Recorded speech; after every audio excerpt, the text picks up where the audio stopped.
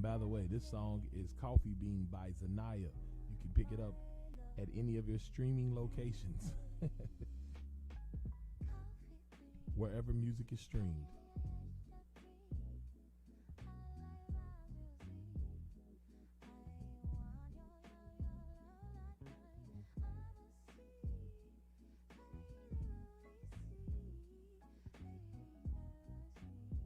Coffee Bean by Zanaya.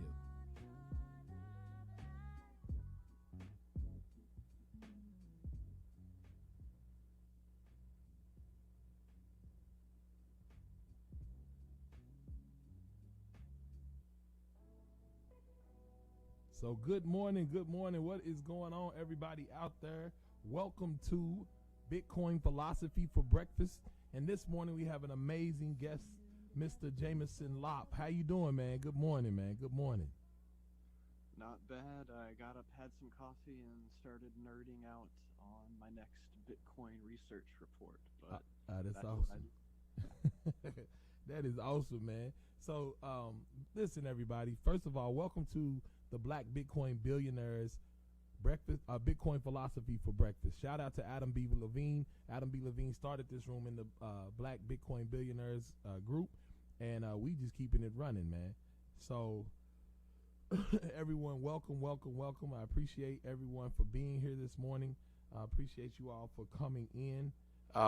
It's it's amazing that we've had a crazy probably week with the price of Bitcoin, but with Bitcoin Philosophy for Breakfast, we'd like to talk about everything else except for the price. So with that said, let's get started.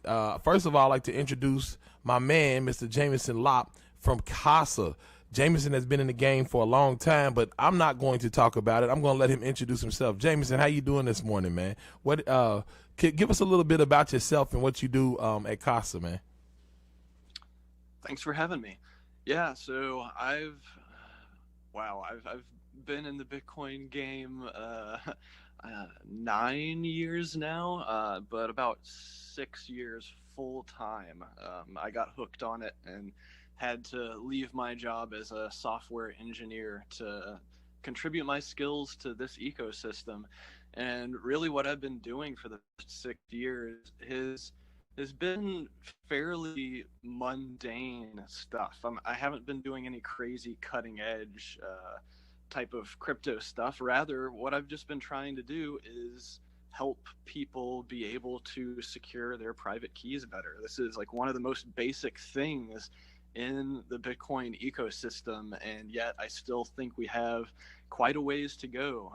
We've made massive improvements over the years, but with the responsibility that people have when they get into this system, it can be a shock to people, and we want to avoid anyone having catastrophic loss type issues, because that creates confidence problems in the ecosystem, and we're just trying to help people help themselves is the best way to describe it. So I spent the first few years working on enterprise security solutions for a company called BitGo, and then about 3 years ago, I pivoted and founded CASA, where we're really focusing on helping individuals manage their private keys and self-custody, because we believe this is one of the most fundamental aspects of this space, and we want people to be confident that they can take advantage of the security and the strength that Bitcoin is offering to people. And this is good both for the individuals,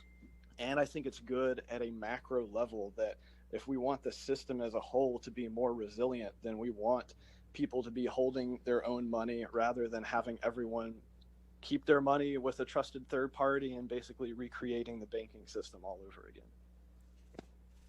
Man, that's amazing. Listen, man, that's great, because here's the thing. I heard you say something in there talking about private keys. So me being a wallet software developer back in the day, right, I understood that it was pretty difficult for people at the time to understand how important it is to keep your keys secure.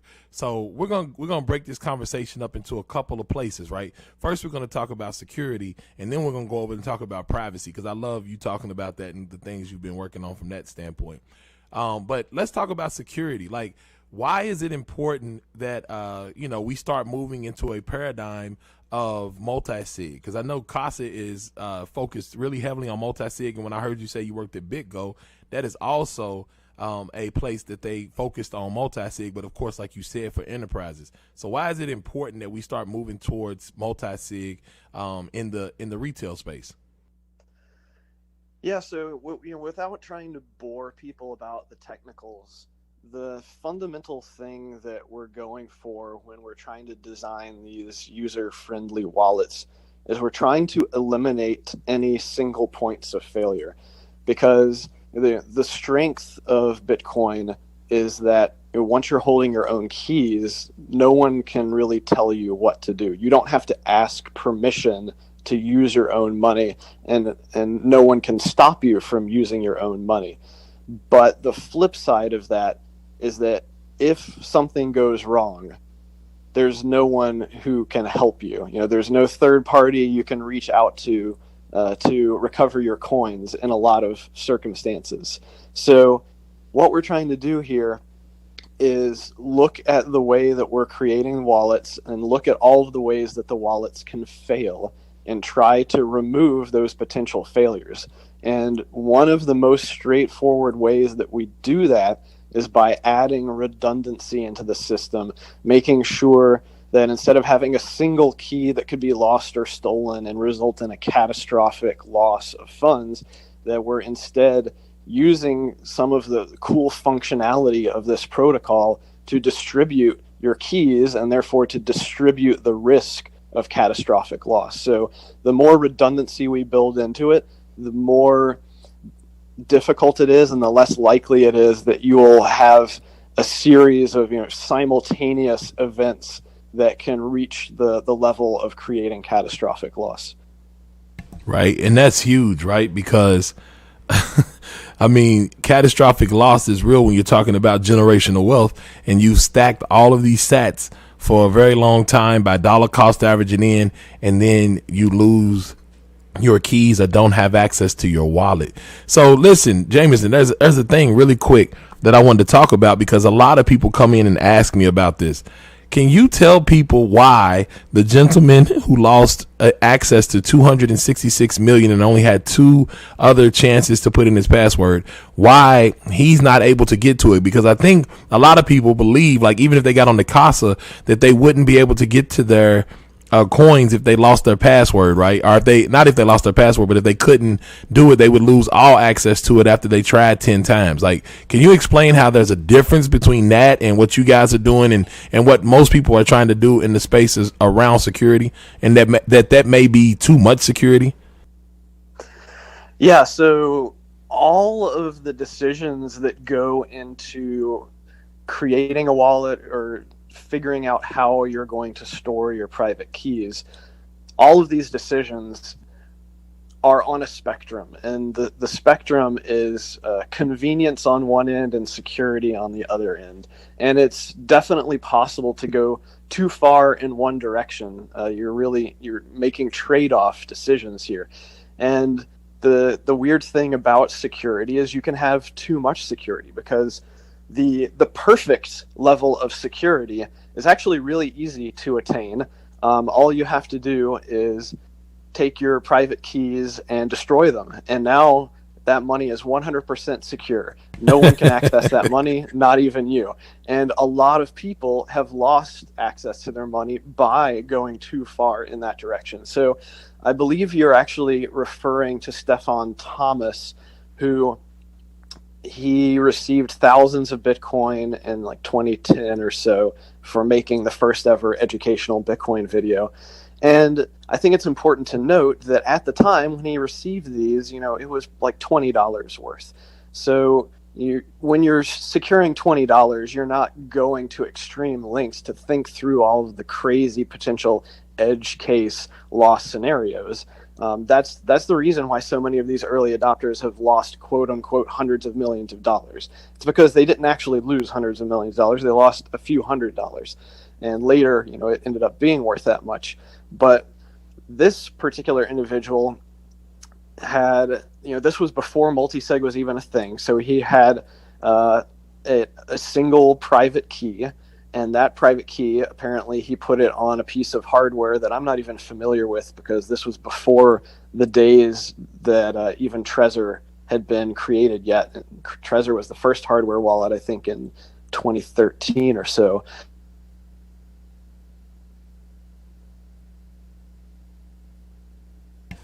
Jameson, did you get a phone call? Hello? Hello, Jameson? I think we lost him for a second. He may have gotten a phone call. It may be the FBI telling him he doesn't need to be talking about security so openly. Jameson. Some sort of hack will come along, Jameson, and allow him to access. Just really quickly, we lost everything you said. I don't know if you got a phone call or something. Oh, I did get a phone call. That's what always happens. It was probably the feds. They were telling you stop telling people about the security.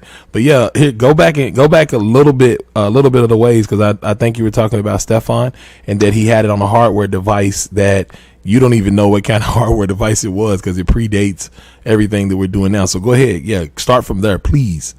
Yeah, so he had the single private key on that device, and just due to the nature of the hardware, the only way you can access it is that pin, and apparently he did not go to extreme lengths to back up the pin, and some time went by before he eventually tried to access it again and realized that he did not have the pin. And this happens to a lot of people in the space, where they create a setup but then they don't test it, and they don't regularly check and validate the health of that setup. So that's another important principle that we try to cover at CASA, is not just a sort of set it and forget it type of setup, but rather you set it up and then we give you regular reminders that you need to go around and make sure that your keys are still functioning as intended. So the reason why CASA is a bit more robust than that is that you don't have only one device or only one key. Rather, you'll have multiple. We have setups where you have 3 devices or 5 devices or 6 devices, and you can even take it further and make clones of different devices if you want to. But the entire point being that we assume that over a long enough period of time, a device is going to stop functioning. And so what you need to do is be in a setup where a device stopping functioning does not cause you to lose access to your money. And with CASA, we actually have it built into the app where, if you try to use a device and discover that it has broken, or something has gone wrong, or if you've lost it or someone stole it, it's very easy for you to mark that device as lost, compromised, whatever, and replace it with a different device that is in a healthy state. So we take a different approach to your setup, and we try to make it more flexible and make it a more interactive type of thing, because your security in this space is constantly evolving, and there are any number of things that can change, whether it's your hardware devices or the firmware you're running on them or other software that you're using to coordinate your actual wallet. Just because the best practices in this space are still evolving, and the security is a dynamic environment where there's more and more security researchers that are putting more and more effort into trying to break different hardware and software. That is why we need to stay on top of our game and be able to inform our users what actions they need to take if there is some new evidence or new information that has come to light about the best practices in this space. Yeah, man. Listen, here's one thing I want to ask you, right? Because I know a lot of people in the crowd, they might not even understand multi-sig. I didn't even think about that, right?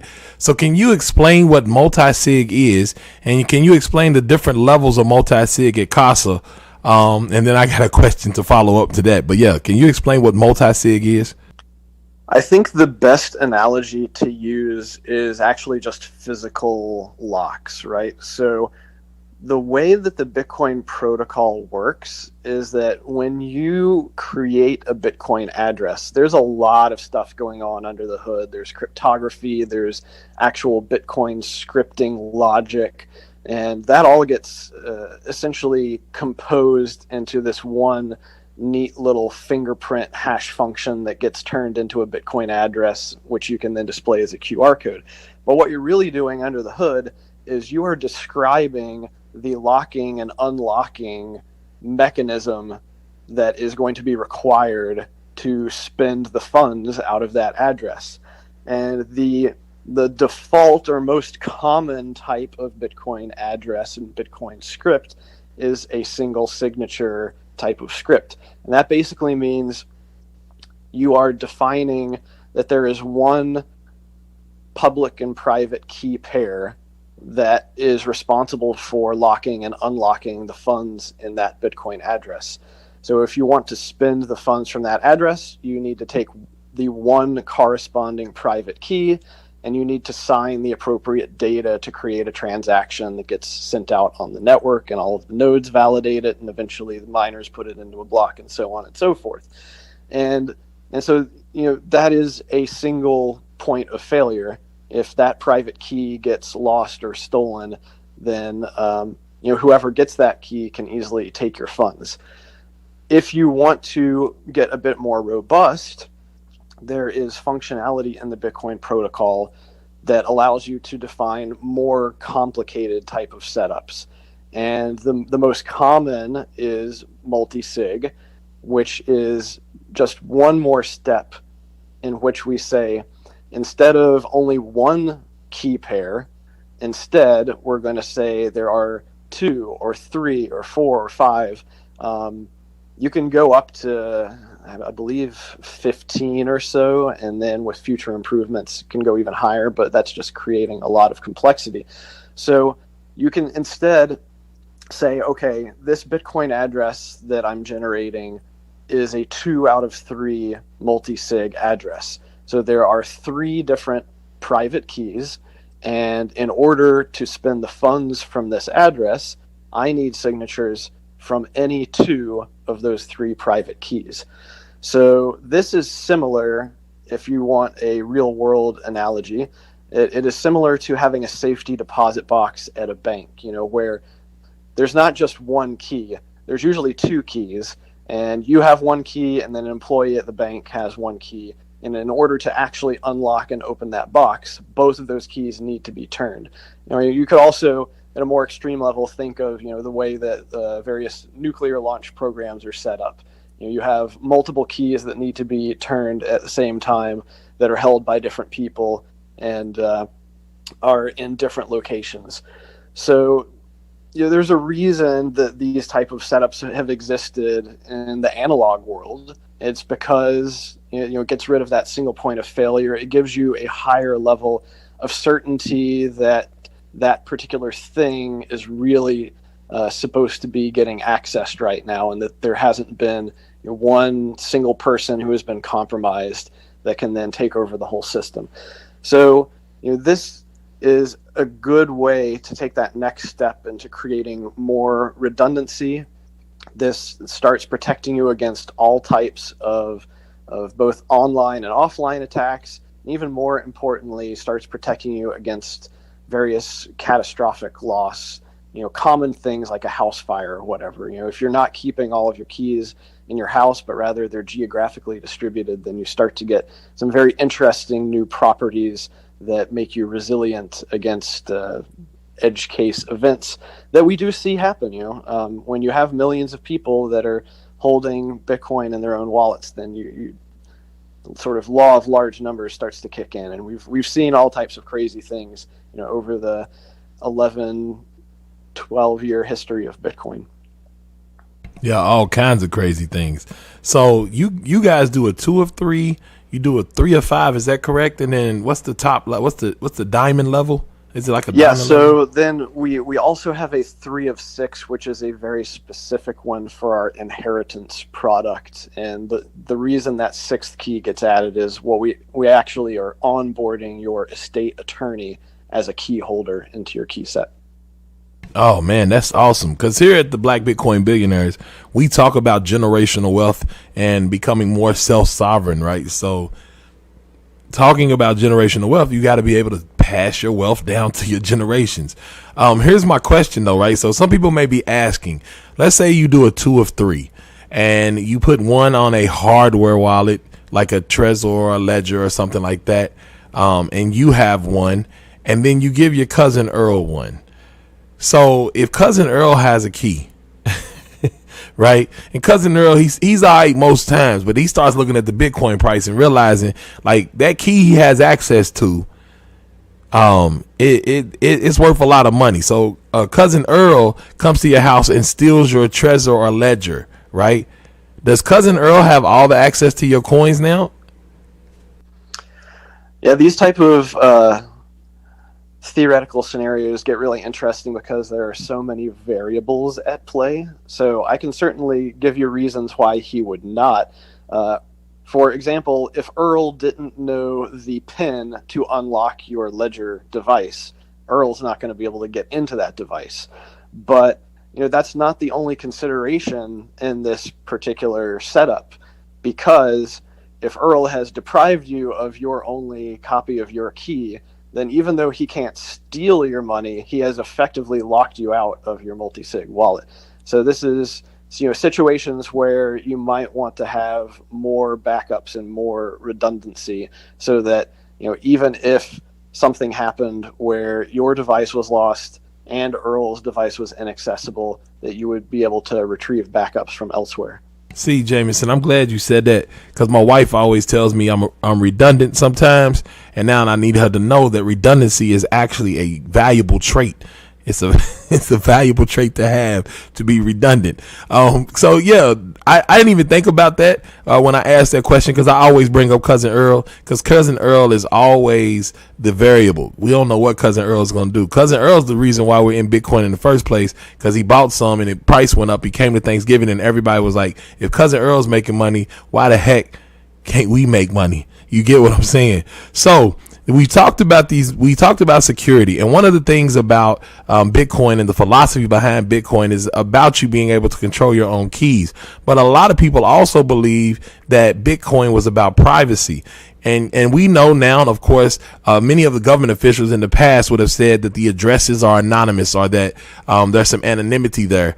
But we all know that it's pseudonymous, because at the end of the day, you sent the money to someone that you probably know. And so once I know that's your address, then, I could pretty much track you. And that's what's happening with this KYC. So let's get into privacy. Like in this era of extreme KYC, right? It's like they're asking for everything. And even when Steve Mnuchin on his way out, he was trying to force everyone to tell people what addresses they were sending it to and who they were sending it to at that address. How do we remain private? Because I love the stuff you're doing and some of the mental exercises you've been going through, and actually the research around privacy. So how do we remain private? Let's just start. Like, how do we become private, knowing that every single one of our transactions is tracked because it's on the blockchain? Yeah, I mean, this is a really deep and complex topic, because there are so many variables, and because we're living such highly connected lives these days, and basically everything that you're doing is leaking information to someone, and then that third party is probably either intentionally or over a long run unintentionally leaking that information to a number of other people. So the unfortunate thing about privacy these days is that the only foolproof way to be private is to not use the internet, not use computers, not interact with people. Otherwise, you have to be selective, and you can certainly shore up a lot of different aspects of your life to reduce the amount of data that you're leaking. But at the end of the day, we're all going to have to interact with some people or some institutions, and have to trust that they're not going to leak data. From my perspective, what I try to do in most of these cases, if I can't avoid giving data to some third party, then I'll straight up lie to them. In most cases, it's not illegal to lie. unless you are like, under oath in court, or you're signing some sort of legal document where you're attesting that you as a certain identity are doing things, then the vast majority of the time, there's no reason you need to give your real name, real identity, real contact information when you are interacting with some other person or service provider. I give fake addresses, fake phone numbers, fake names, the vast majority of times that I'm presented with some sort of form to fill out. And even if I am dealing with some sort of service provider that needs to have contact information, then I'll have proxy information, essentially like a burner phone number, a remailer physical address, things that are creating layers of protection between my real information and still allowing people to contact me in a sort of roundabout way. But it's hard to distill all of the different things that you need to do to improve your privacy, because really the guide that I tend to point people to is around 550 pages long. But if you really want to get into this, then I recommend that people go onto Amazon and they buy a book called Extreme Privacy: What It Takes to Disappear. The second edition of that came out about 6 months ago, and it is a volume of information, and it will probably open your eyes about a number of ways that you're leaking information that you haven't even really thought about. What's so crazy? So I'm with you, man. On a lot of sites, and I guarantee this is probably for everybody, there are a lot of probably birthdays on January the 1st, and I'm 70 years old pretty much everywhere.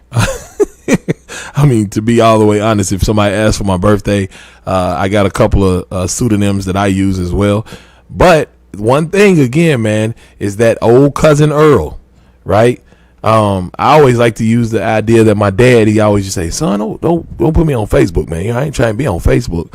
But the problem is that my daughter is on Facebook and my son is on Facebook, and they take pictures, right? And so my dad could be in the back of a picture with his location in the back, right? So how do you even get around that? Like at the end of the day, do you have to live in a freaking bubble? Like to get away from old cousin Earl? Like, how do you get away from that, man? Like, do you, exactly. You just not have friends and family? So, yeah, I mean, it's not really feasible that you're going to be able to convince your friends and family to give up on a lot of these things. And, as soon as a photo gets uploaded that has you in it, the facial recognition software at Facebook is going to start to cross-examine and correlate that with the other trillion photos in their database. So from a physical standpoint, and just the proliferation of cameras that's happening at a global level, it's very difficult to avoid having your real world identity and likeness get sucked up into some systems like this. The solution to that, other than becoming a hermit and living in the middle of nowhere, the solution is remarkably, I think, low tech. Though it's not a perfect solution, but basically, having a big hat and sunglasses, and these days you can wear a mask and people don't look at you weird. So there are ways to mitigate that, but it's not a 100% solution by any means. So you can walk around looking like Pharrell. So go get a huge hat, or Cam Newton, get a huge hat, get you some sunglasses, and won't no one recognize you. And that's real though, right? That's real. So here's the question though. What do you think about services like CoinJoins? Right? Like people that set up CoinJoins for other people. I understand that the United States government clearly doesn't look at these things as advantages for them. So they have come down pretty hard in a disciplinary way on CoinJoin type services. But what do you think about those for privacy and to help out with privacy, at least from a transactional level? And everyone CoinJoin. I'll let Jameson explain it. Jameson, go ahead, explain CoinJoin. Yeah, what is a CoinJoin? Yeah, what is a CoinJoin? Yeah. So yeah, as you mentioned, every transaction, every so there is no such thing as a Bitcoin. Rather, there are only transaction outputs when it comes to the actual data of the blockchain. And the transaction outputs that have not been spent, those have values associated with them. They are Satoshi amount of values, and those are the quote-unquote Bitcoins that currently exist and can be spent. Now, as you're going about your life and you're receiving and sending transactions on the Bitcoin network, your wallet is receiving new unspent transaction outputs, and then sometimes you are spending those and creating new unspent transaction outputs at addresses that are owned by whoever you're sending money to. So what sophisticated analysis firms will do is they will do basically clustering analysis and use various heuristics to probabilistically determine which unspent outputs likely belong to a given entity. And this is not terribly difficult to do if you understand how wallets work, but there is a technique to try to break that analysis. And the technique basically involves trying to get a lot of people to come together and interactively join their Bitcoin transaction outputs together. And the way that they do that is, well, first you have to have some sort of coordinator software that helps people connect all of their wallets to it. And then the coordinator will basically create these big Bitcoin transactions that will have dozens, if not hundreds, of different inputs to the transaction that are coming from many, many different wallets. And then once again, there will be many, many different outputs in that transaction that will also go to many different Bitcoin wallets.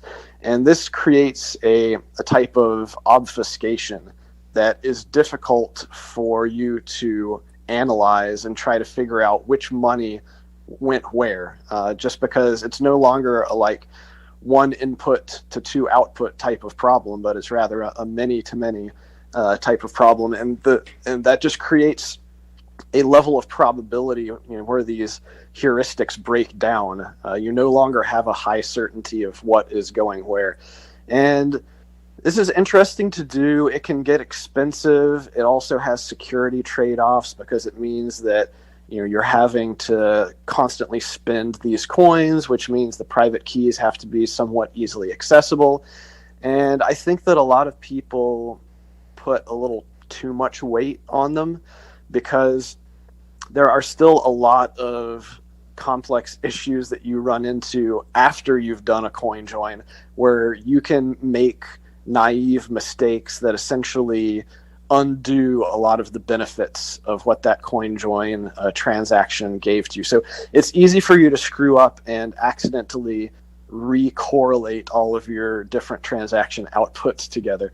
So the way that I can best describe it is, I think the simple way to make use of CoinJoins, if you want to do that, is I would only really use a CoinJoin when I am making a payment, and I would basically send the money through the CoinJoin mixer and then immediately send it as a payment to wherever I wanted it to go, because that means whoever received that money from you, if they try to look on a block explorer, look on the blockchain, then they're immediately going to hit this huge transaction with so many inputs and outputs that they have no idea where it came from. However, if you're trying to constantly CoinJoin money and then send it to cold storage, you're still going to eventually run into privacy problems later down the line when you try to spend that money from cold storage. So I think that it's best used as something, in the moment of trying to make a payment that you want to be private. Right, like within the transaction. So for everyone out there, it's kind of like if you ever seen the Thomas Crown Affair at the very end, and I know I'm spoiling it if you haven't. They are walking around in the museum not really at the end, but they walk around in the museum and everybody has the same outfit on. And so it kind of mixes everybody up to not know who the culprit really is. They all have the same outfit, the same briefcase. And that's kind of what happens, right? It's just a misdirection. The thing is that I always say, though, is even in a CoinJoin, all I'm going to do is take the inputs. If I know the people who are sending them, I'm going to take those and just match them to all of them and watch every one. And now the crazy part about that is that as we move further into the space of KYC and watching addresses and Coinalytics, we wind up seeing that people might start thinking that you sent money to a terrorist because you were part of a CoinJoin, that they followed that entire stream all the way to Alabama to whoever that domestic terrorist is, right? This is the one of the trade-offs. I didn't really get to mention. Yeah, that you are placing yourself in danger of having various services turn off your accounts because they deem this suspicious. And the reason for that is because so few people do it. If we get to the point where the vast majority of people are tumbling and mixing their coins together, then it's no longer feasible for services to essentially say that this is suspicious activity. So I will say, while I'm kind of bearish on the current state of mixing, I'm optimistic because some of the improvements we're going to see coming down the line, especially with Schnorr signatures, which allow you to aggregate these signatures together, I'm very hopeful that once we have that technology available to us, that it will get implemented into the mixers in a way that will actually sort of turbocharge the way that all of these funds get mixed together, because it'll basically become even more difficult for people to tell that a CoinJoin even happened in the first place. And so you can't flag it as suspicious if you can't even tell that funds are being joined together. Well, look, you know what, Jameson, what about us going up one layer? So everyone, Bitcoin is what I always call the foundational protocol layer, and things are going to be built on top of it. So let's move up one layer to the Lightning Network. We had Jamal James on yesterday from Lightning Labs, and he was telling us all about the Lightning Network. If we move up one layer, do we get some of that privacy back? Like, does the Lightning Network help out with some of that privacy? And I might be pushing things a little bit, but is CASA going to get into the Lightning game? So there's certainly potential, even at a really high level view. Just the fact that you're creating these protocols on a completely different layer means that you have a lot more flexibility. You can innovate a lot faster. You don't have to get consensus from as wide of an ecosystem to make changes.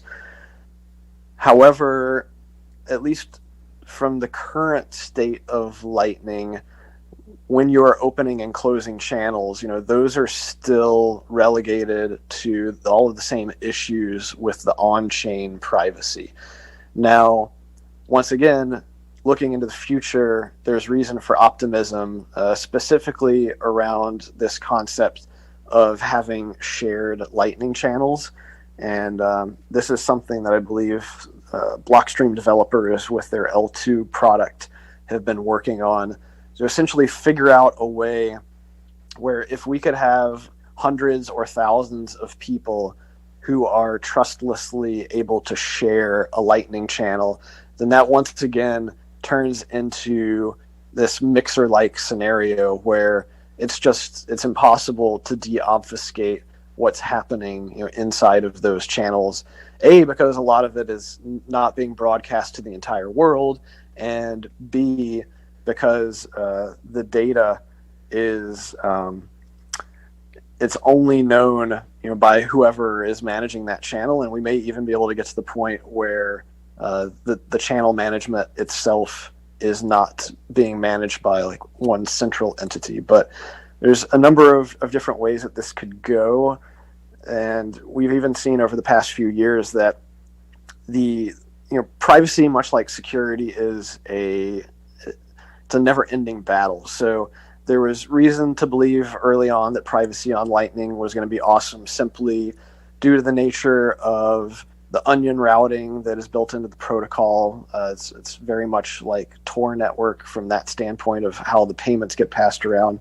But of course, eventually various researchers come in and they start to poke and prod, and they find different edge cases where they're able to essentially do probing of the network to try to figure out what's happening on the network, and then the people who are building the network read those papers and say, okay, well, maybe we can tweak these things and prevent that type of de-anonymization, and so it's very much still an early game where we're going to see how things settle over the long run.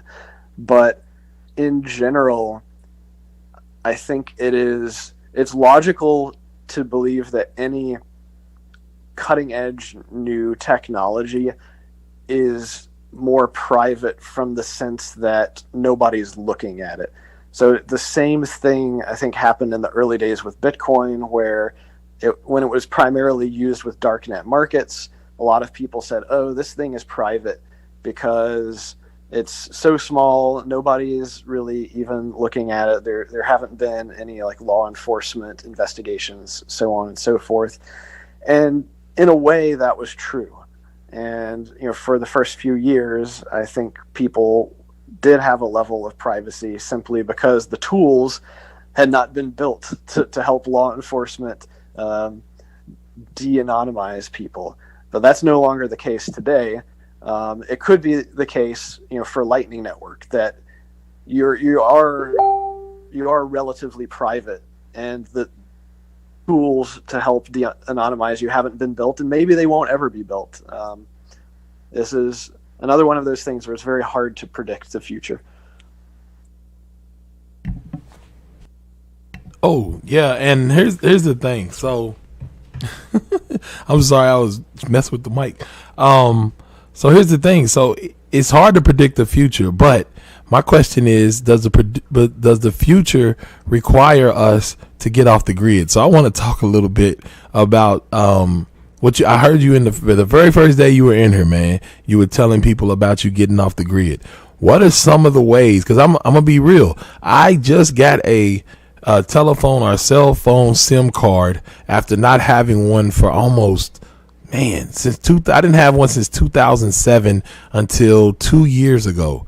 So that's 12 years I didn't have a SIM card, and I only use like a Wi-Fi and a bunch of other stuff to really connect with people. So what are some of the methods you have used to kind of get off the grid and not be connected in as many places as you normally are, right? As normal people are, right? I'm not calling you that you're weird or something, but but I'm saying, like, how many ways have you figured out how to kind of get yourself off the grid into a privacy place? Yeah, I mean, we don't even have time to go into all the different variables, but that's why I direct people to get the Extreme Privacy book. There are simple things that you can do. I say the simplest thing anyone can do is just install a lot of popular ad blockers on all of the devices that they use. That will get rid of a lot of the tracking that is watching you hop around to all these different sites and correlating exactly what you're doing, and then you're just trying to sell stuff to you. And oddly enough, that's actually what I did before Bitcoin, as I worked for an online marketing company that was sending out hundreds of millions of emails a day through its system, and my job was to write large scalable analytic systems that could ingest these petabytes of raw data and metrics and tracking that were coming back into the system. And the goal of that was to help retailers, increase their return on their investment and better be able to target people to sell stuff to them. But that really opened my eyes into how much data is getting sucked up and analyzed, just from your normal day-to-day operations. So there's easy technical stuff that you can do that only, takes a few minutes or a few hours. You can also go and set up VPNs on all of your devices so that you're not leaking your real IP address to every website and every service that you use. It gets more complicated, though, when you want to protect like physical aspects of your life. If you don't want to be leaking your actual home address, then you have to stop receiving anything to your home address. And that's everything from bills to birthday cards to stuff you buy off of Amazon. And one interesting fact that few people know is that like everything that goes through the postal system gets scanned and put into a database. Every envelope, every label, and who knows what's happening with that information. So any time that you receive something to your actual home address, that's probably happened because you've given someone your mailing information, and that goes into a database that's probably getting shared or will eventually get hacked and leaked. And even if it isn't, the actual physical act of that mail going through the postal system is getting it scanned and put into a database, and that database is probably going to get shared or leaked at some point. So the only way to protect yourself from these things is to not put the data out there in the first place. So for mailing stuff, it means you have to have mailboxes elsewhere if you want to receive things. It gets really the most onerous and resource intensive parts of the privacy journey that I've been through have been the legal issues of publicly registered property and things like documents like your driver's license.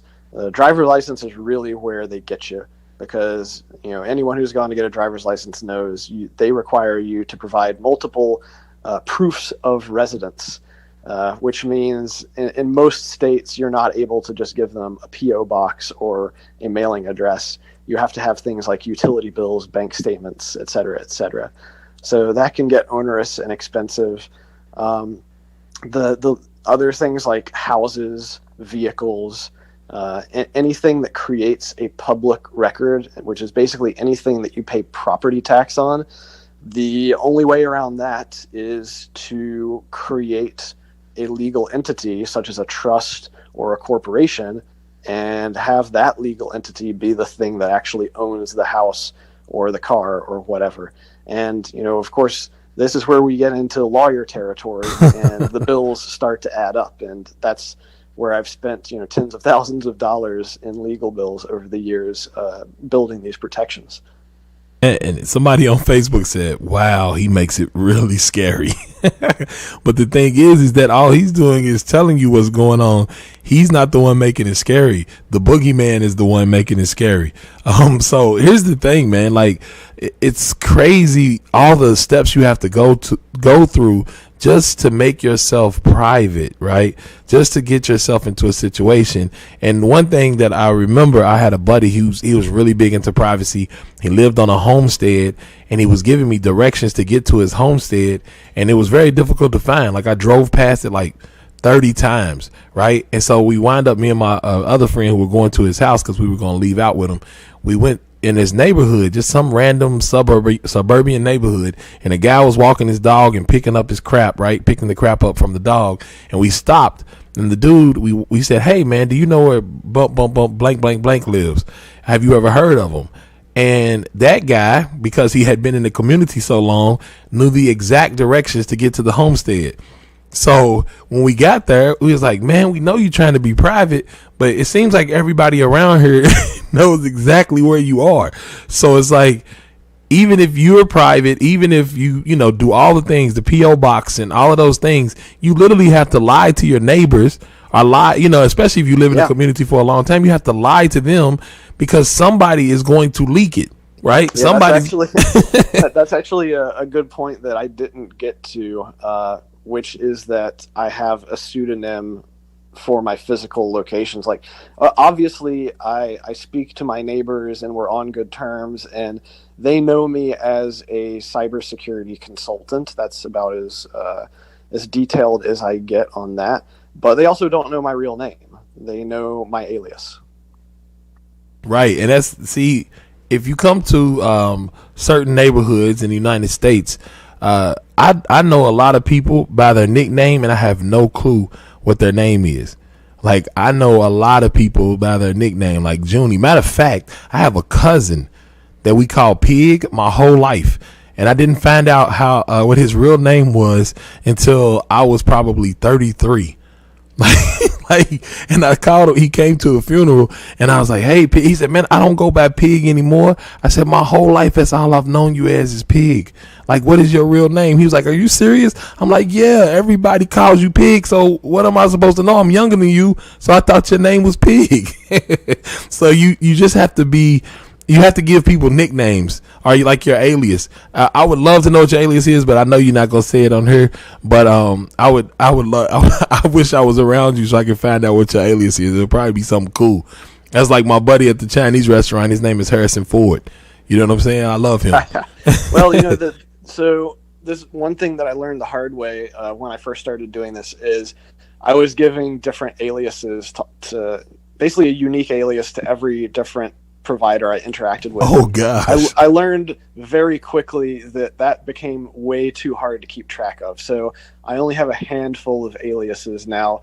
That's a lot easier for me to track. And of course, you don't want to choose anything that stands out. You want it to be a name that is common for your ethnicity, your culture, your geographic location, yada yada yada. Right. So you not walking around saying your name is Rufus Leroy. I got you, bro. I got you.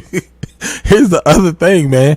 You know who else is real good at this? Players. Everybody knows a player. They done said a million different names to a million different women, right? So Jameson, maybe you a player, man. Maybe that's what's going on here. You done learn how to play the player's way. You know what I'm saying?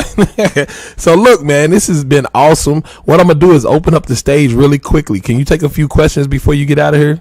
You bet. All right, hold on, man. Let me open this stage up. Let me bring some folks up. Let's see. We got Ali and DeMar. Let's see. What's up, DeMar? How you doing, man? Hey, what's going on? Yeah, hey, DeMar. I think I'm gonna use a alias like some old black deacon dude or something, man. My name gonna be Otis.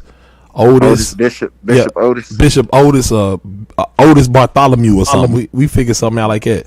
If anybody else wants to raise their hand and ask Mr. Jameson a question, please hop up on stage. So DeMar, what's your question, Doc?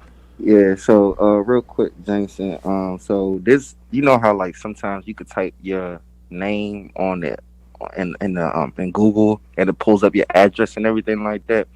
Do you have any apps or companies that can help wipe that away? I heard of this site called Delete Me, but I haven't used it yet. But do you have any suggestions on that? That's a very good common question, and I've seen people posting that question on forums. There are a lot of websites out there that will claim to help you clean up those records.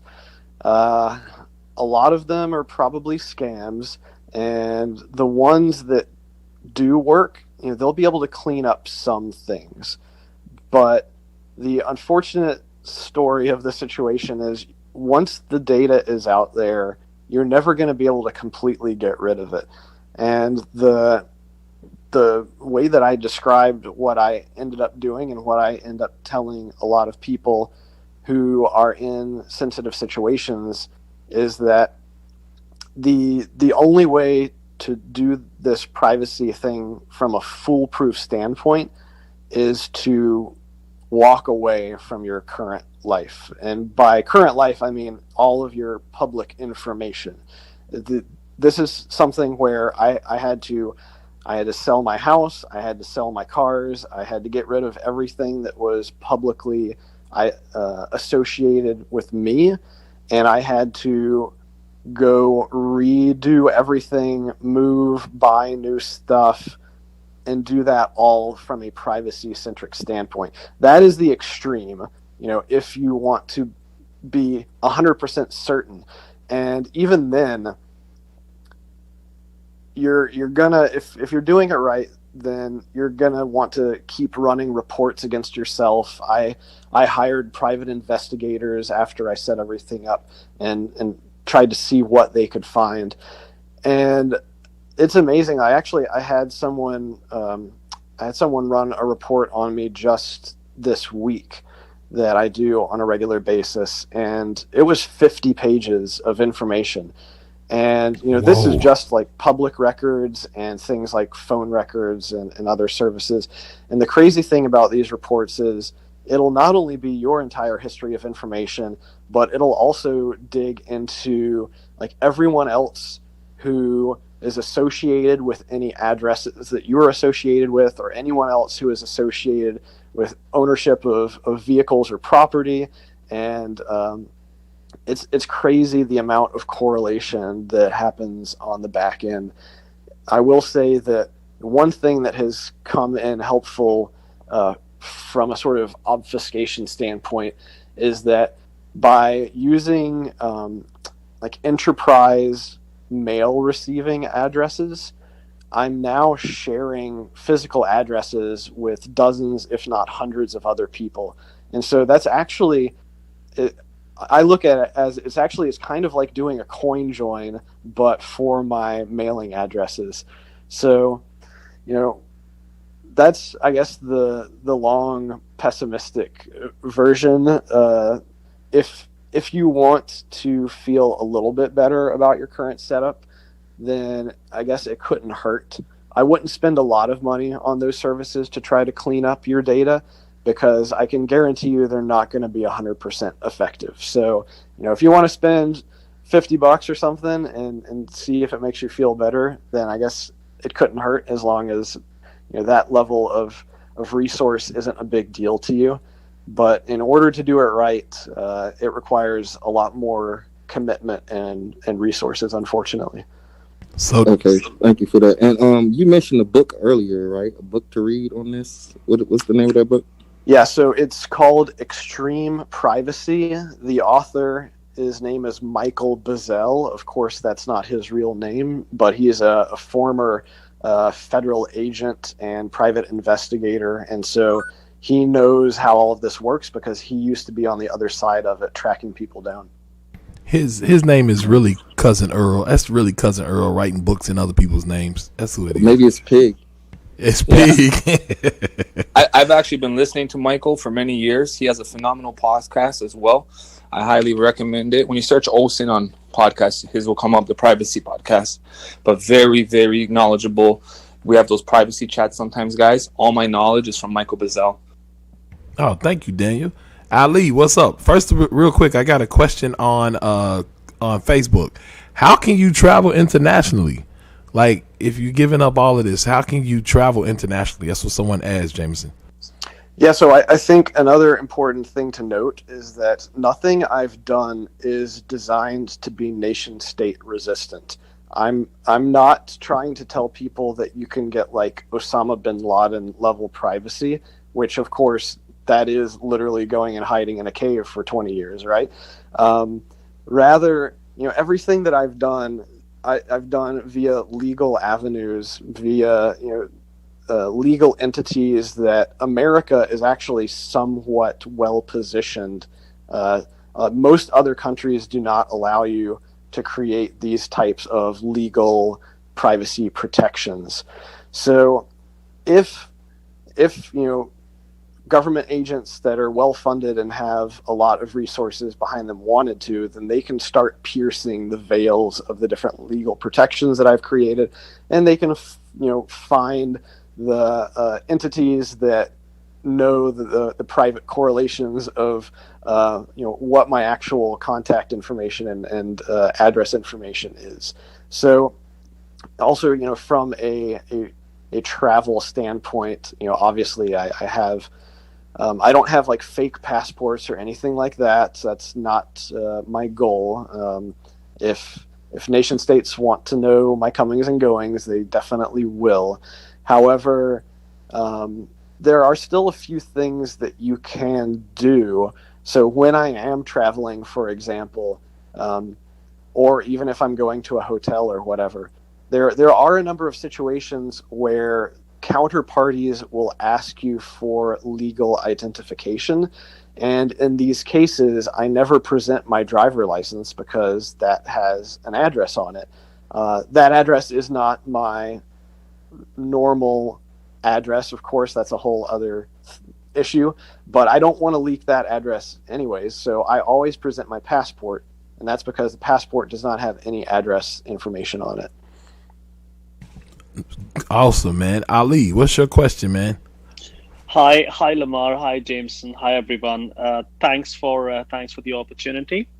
So although I admire Jameson for all the Bitcoin knowledge, but I didn't know he was so great at secure privacy as well. So what I want to know is very related to what Lamar had. So it's about, before knowing all this, you would have a lot of social media presence. You'd have Facebook, Insta, everything. So when you get this realization that you want to focus on privacy, what steps do you take, and how do you ensure that Zuckerberg forgets about me, Facebook forgets about me? Is it actually possible? Based on your previous answer, it seems that no, it's not possible. But suppose if I've deleted my Facebook years ago, never had Instagram, I'm never going to get back onto Facebook. But of course, whatever data I had provided in the past, that would still be there, isn't it? That's not going to go away, isn't it?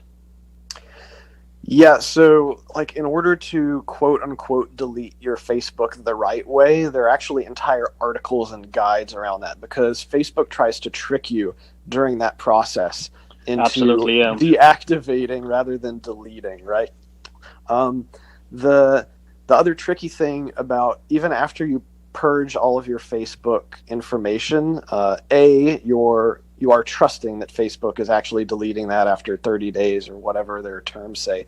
But the other thing is that you also need to go into every device that you use to browse the internet, and you need to clear out all of your cookies on there, because you most likely have cookies and other tracking identifiers where Facebook has fingerprinted your devices and associated them with you, and most likely will continue to associate them with you even after you've quote unquote deleted your profile.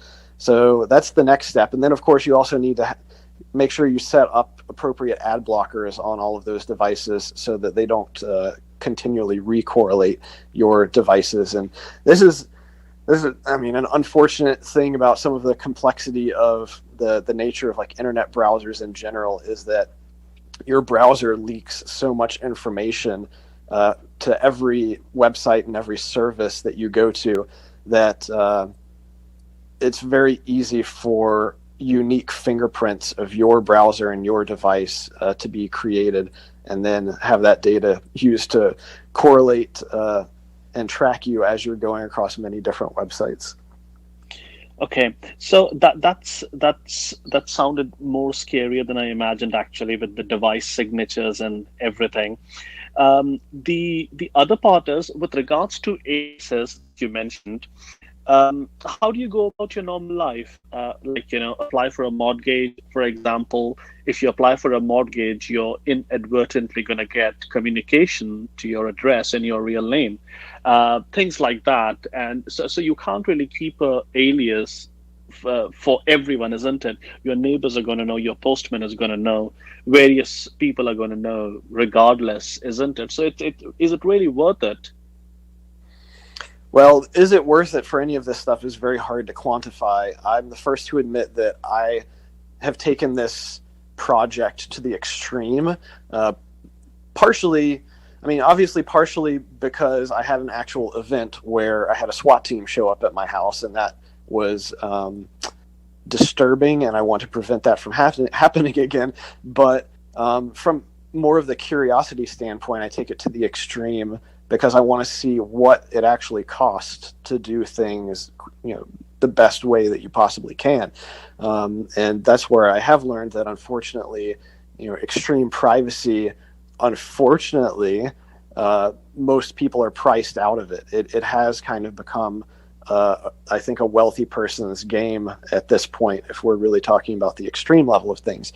But kind of going back to your point, one gauge that I have is that if I ever receive any correspondence to my real physical address or any of what I consider to be my real contact information, and that's in my real name, then I know that I've screwed something up. And I have had that happen one or two times, and it's always due to some third party that I ended up having to trust. So I've had issues where attorneys or bankers who I have entered into trusted relationships with to help act as these privacy proxies for me have, due to just their default processes, leaked information, even though I was very specific and spent a lot of time telling them, why I was doing all of this. So, for example, like I've received stuff to my real residence in my real name, which was things like a holiday card. And the reason why that happened was that when they entered my information into their system, it got slurped up into some other stupid marketing system automatically. They didn't even know that it happened. And then, by the time several months later, when I received this holiday card in my real name, and then I get really pissed off and I start yelling at my banker, they're like, "Oh, yeah, we forgot about that." So it's just like the nature of all of these systems. It's just not designed for privacy. And even when you tell people up front, that they haven't thought these things through. Hey, would you say as well, Jameson? I don't know if you have children, but would you say children are probably one of the biggest security or privacy breaches, places for breach in the entire system? Because kids don't always understand. You know what I'm saying? And they'll mess around and tell everything, all your business and everything. So, do you think children also are kind of a privacy breach for a lot of people? Definitely, and this is not something that I've had to deal with, but even thinking through, all of the other issues, this, similar to the issues that you enter in with public property, you end up having to register your children in so many different ways that I don't think that there's any great solution for that either. So this is, I think, one of the trade-offs that you also have to make is that I don't think that you can tell your children that they have to follow any sort of protocols or procedures. So you really have to bake that into your model and, assume that they're going to be a sieve when it comes to holding information. Yeah, that's crazy. It almost feels like, after listening to you talk and thinking about all of this, it almost feels like the best privacy is no privacy at all. It's just to be completely transparent. Here I am. It's everything I do now. Okay, you got everything. Now what? You know what I'm saying? It almost feels like just take it all, man. And I think a lot of people, to be honest, have fallen into that, right? Like, I think that's where a lot of people have gone. Somebody on Facebook, Ryan Cooper, says social engineering facts. He said kids be talking. He said his kids are quiet though. LOL. so yeah. And then we got one more person up. I think Daniel. You got a question, Doc? Thanks, Lamar. Thanks, Jameson. Oh yeah, there you go, Ali. Yeah. I mean, I would probably say, as an exchanger, someone that is a peer-to-peer on-boarder and off-boarder. I know from myself in 2017, I had an attack on me, and I'm super safe, where they were able to find my phone number. They had a friend at for you guys, it'll be like Sprint or Verizon, and then even though I had a PIN code on and everything, and they were directed not to SIM swap me. How would you say is the best way for newcomers to be alert? Because the one thing that we need to know about Bitcoin, if you're out there flaunting, it's a guarantee that they're trying to figure out where you live and to SIM swap you and find all that other good stuff. Is a very, very large occurrence. Like I said, it happened to me. Not only did they SIM swap me and get nothing because I had Google Authenticator, but they actually, when you have a Gmail or a Hotmail, it backs up your iPhone contacts, which I wasn't even aware when you sign that contract. So then they shamed the shit out of me and message every single person begging for Bitcoin. Oh my gosh. Basically saying, "Hey man, I ran into some tough times. If you could send me over $200 of Bitcoin, la la la la." And like, honestly, when people look at you as like, "Oh, he's doing well with Bitcoin," and then they get those messages and you tell them it wasn't you, they're like, you sure, bro? Because that was kind of weird. What would be the security measures that you would suggest for new onboarders coming on with their Bitcoins that, maybe are not literate enough to hold their own keys and use the vault online or something like that? What would you suggest for those people? Right. So I think one thing worth noting, like the reason that I've gone to the extreme for all of these privacy issues, this is the hard path to take. The easy path would have been for me to delete all of my accounts and just stop using social media, stop being a public person. Like, that's the reason I got in trouble, is that I, over a period of a year or two, kind of got catapulted into the limelight. And when you get more attention, sort of law of large numbers means that eventually there's going to be a few crackpots. And that's the type of thing that celebrities have had to deal with for most of history. But now the internet age has lowered the bar so much that anybody can basically overnight have the attention or the ire of millions of people directed at them. And then a few of those might be some sort of sociopath or psychopath or other criminally minded person who doesn't have morals and ethics and is willing to try to attack you. So the first thing that you can do is just not be public with your real identity that you're into Bitcoin. You know, set up social media accounts that are pseudonymous, and that's your Bitcoin account to talk about with people. You know, that provides you with one more layer of protection, because anyone who's talking about Bitcoin is going to become a target, because these are, you know, bearer assets. They're once stolen, they cannot be returned. That really, it changes the incentives of the game with regard to attacks.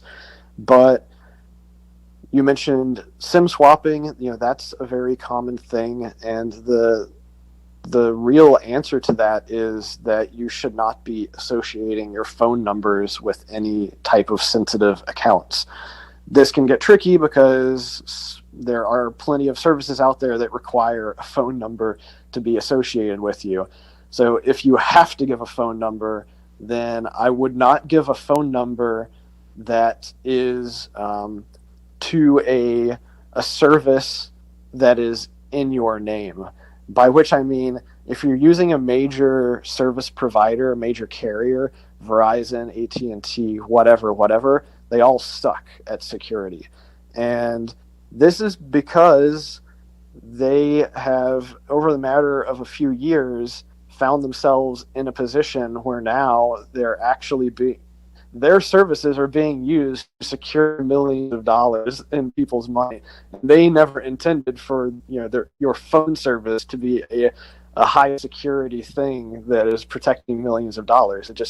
It's not designed for that. And so they are getting socially engineered left and right. They're having internal attacks by employees at these companies that have realized how much money they can easily access. And you just should not use them to secure anything. So my answer is that they can easily access, and you just should.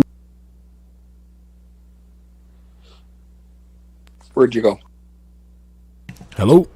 Yeah, I think you were breaking up a bit there. Hello? Is everyone good? I can hear you. Okay. I'm pretty good. Good. I don't know what happened. Actually, I do. I was going to change some of the video, and some of the sound came back to you guys. So my bad. Oh, okay. Oh, yeah, but go ahead, Jameson. I'm sorry about that.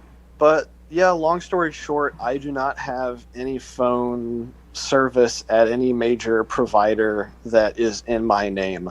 My only SIM cards these days are once again bought through these anonymous LLCs that I set up, and they're set to mailing addresses that don't have my name on them, so on and so forth. But that's only the first layer for the actual SIM card itself.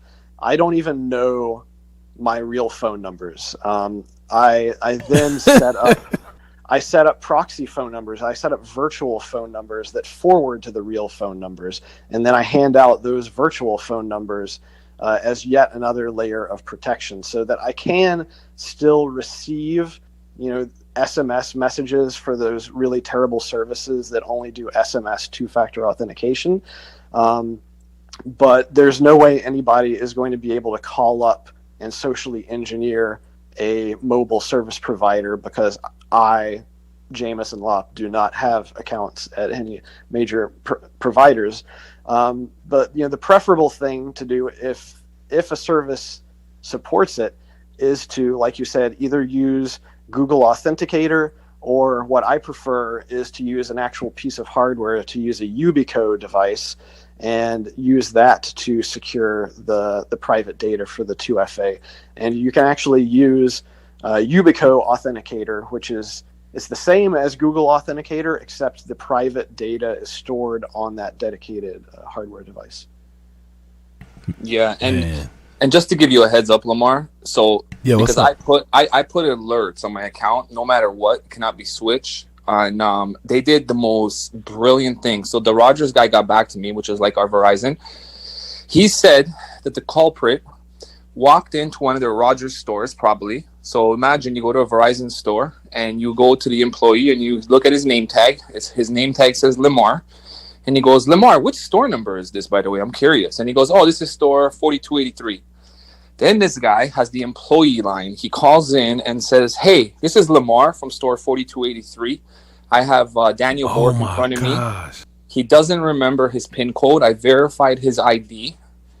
And that's how they actually SIM swapped me. Which and actually, because I never give out my number online, I'm pretty sure it had something to do from a guy that used to come to our exchange. Because he actually had my real number. I slipped up, which is why I only use my pseudo, because I don't trust any major carrier. I'd rather use a virtual number that you can't do shit with, like literally nothing.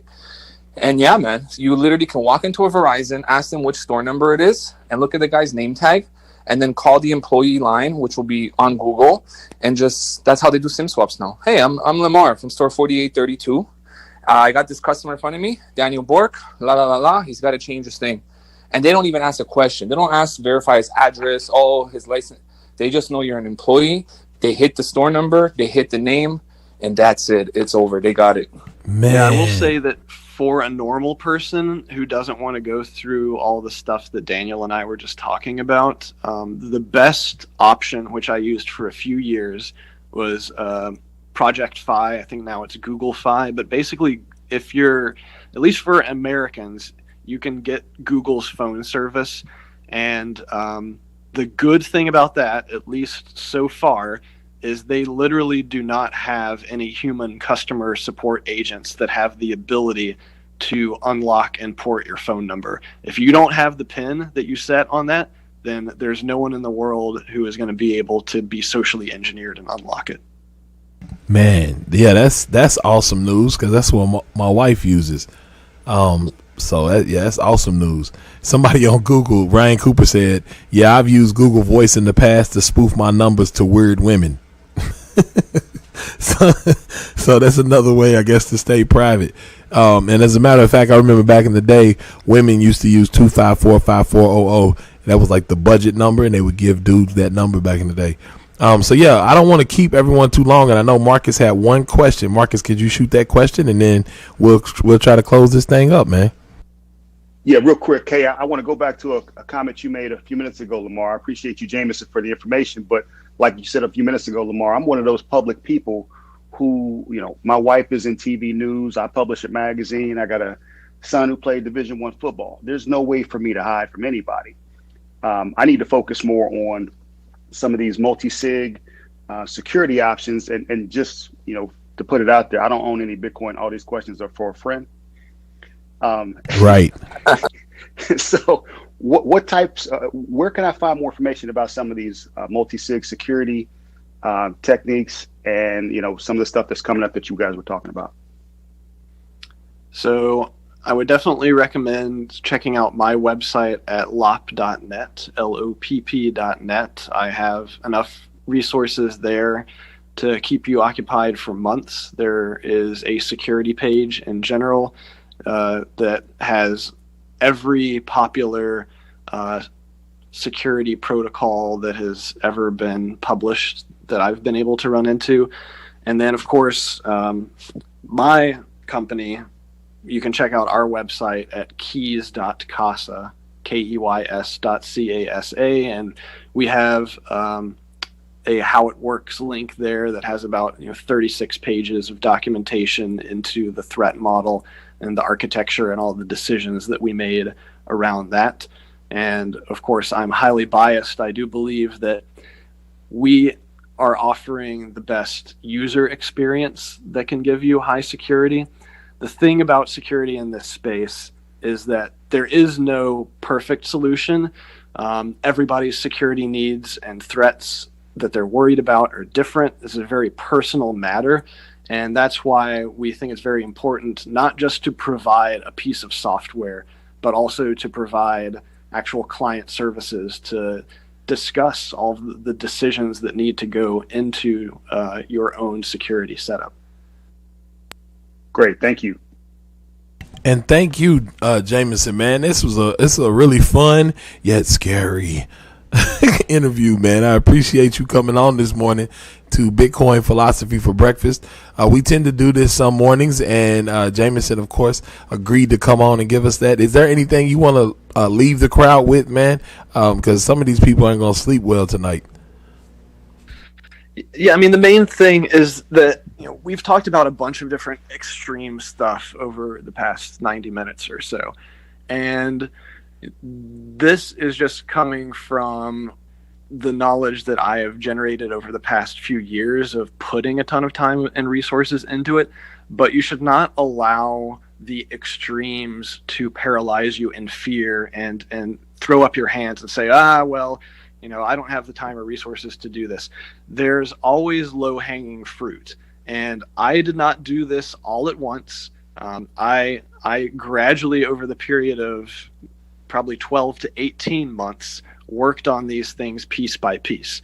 So, if you set aside an hour or two a weekend to keep digging into this and slowly but surely incrementally improve your own privacy and security posture, then over time, all of those little improvements will add up to a cumulative level where you're going to be in the top 0.001% of people in the world. So, it's just a matter of dedication. Think of it as like, the tortoise versus the hare. You can get there eventually. Man, thank you, Jameson, man. I really appreciate it. Listen, this is Bitcoin Philosophy for Breakfast. I am your host, DJ. I don't know what else I am. Lamar. It's just been really good being here on the Bitcoin, on the Black Bitcoin Billionaires Club. If you're a member already, man, keep coming back. If you're not a member, go ahead and hit that greenhouse above my head. Everybody on Facebook, thank you guys for tuning in. This was a really big show on Facebook. If you want to catch this later, you can go to Coinda on Facebook, or you can find it at the Black Bitcoin Billionaires channel on YouTube. We just getting it started, so we don't really have a name yet. But if you search Black Bitcoin Billionaires on YouTube, you can get this this wonderful presentation from my man Jameson, man. So thank you again, Jameson, man. We appreciate you. And to everybody out there, like I always say, live, love, love life. If you live love, you will love your life, man. Till next time, see y'all.